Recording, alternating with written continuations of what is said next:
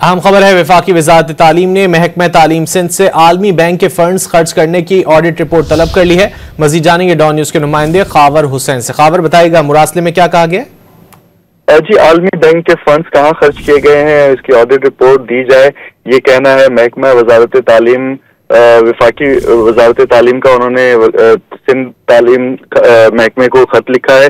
उसमें कहा है कि वर्ल्ड बैंक ने जामे और जिम्मेदार तालीमी कारकर्दगी मजबूत करने के लिए $20 करोड़ की इमदाद दी थी। इस प्रोग्राम के तहत 90% रकूम सूबों को दी गई थी। 10% वफाकी सतह पर प्रोग्राम्स में की सरगर्मियों में खर्च की गई थी। प्रोग्राम शुरू होने के बाद वफाकी सतह पर पाबंदी से ऑडिट कराया गया है। ऑडिट कराने का मकसद शफाफियत और एहतसाब के अमल को यकीनी बनाना है।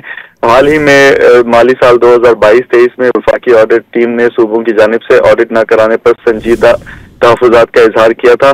सूबों की जानिब से ऑडिट न कराने पर प्रोग्राम के एहतसाब और मकासद पर बुरा असर पड़ेगा। वसाइल के मौसर इस्तेमाल पर भी सवालात उठेंगे।